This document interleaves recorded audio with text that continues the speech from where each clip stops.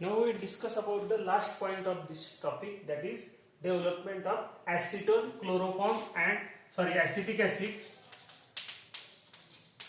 chloroform and water system. We develop this. How will you draw this diagram? How will you development of this system, that is acetic acid, chloroform and water system. Now in this system, the water and chloroform are immiscible into each other. Okay, so water and chloroform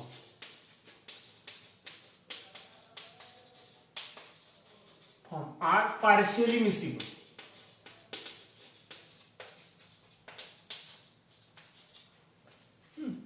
Water and chloroform are partially miscible. That is, when we add water into chloroform, we get the two layers. Okay, we get the two layers. See, this is here. This is the layer of the water, and this is the layer of the chloroform. Okay, so when we add water into chloroform, since they are partially miscible, we get the two layers. Lower layer is the water, upper layer is the chloroform layer. Okay, now these are the partially miscible liquid pairs. Okay, now acetic acid is soluble in both these. Acetic acid is soluble in the chloroform as well as acetic acid is soluble in the water. But water and chloroform are partially miscible. That is, when they mix, they form the two layers. Now this is the phase diagram of the acetone, water and chloroform system. Now what is this A and B? A and B is the composition of these two layers. So small a and small b. Small a and small b represents composition of the two layers.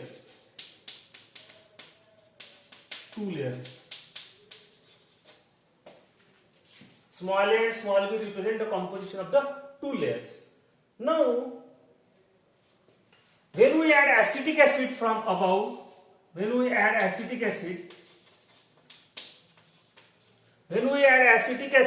into it, in the two layers, the acetic acid is soluble in this as well as this. So if we add more and more acetic acid, then what happens? This AB is changing to A1B1. If we add more acetic acid, AB is changing to A1B1. Okay. Now what is this A1B1? A1B1 is the tie line. A1B1 is the tie line. So if we add acetic acid, the AB is converted into A1B1. If we add more and more amount of acetic acid, then the A1B1 is changes to A2B2. Then again A3B3. Then again A4B4. If we add more and more amount of acetic acid, the length of the tie line decreases.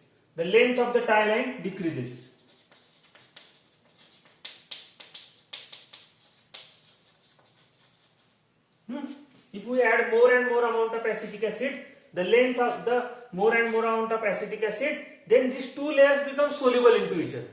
If we add more and more amount of acetic acid, these two layers become soluble into each other, and the length of the tie line is decreases from A1B1, A2B2, A3B3, A3B4, and then at the D there is no any tie lines.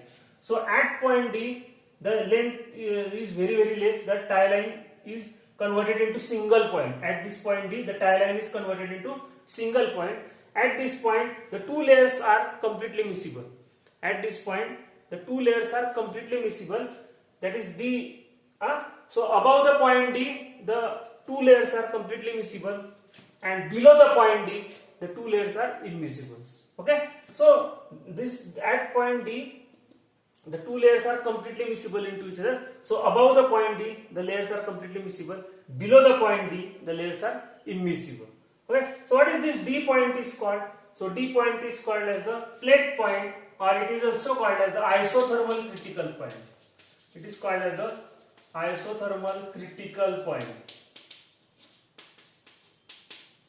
And the composition at this point is called as the critical compositions. Okay, so this point D is called as the isothermal critical point, or it is also called as the plate point. Now this, what is this ADB? ADB. Now this ADB is called ADB. ADB is called binodal curve.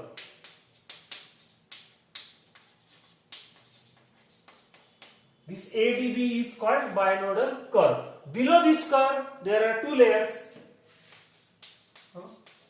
Below ADB, there are two layers. Above ADB, there are single layers. Above ADB, there are single layers. Okay? So, that is the explanation, that is the construction of the phase diagram of the acetic acid, chloroform and water system. Okay? The question you may ask, what is the isothermal critical point? What is the isothermal critical what is the critical compositions? Okay? So this question you may ask in the examination. Okay? So that is complete your topic number, that is the phase equilibria topic. Okay?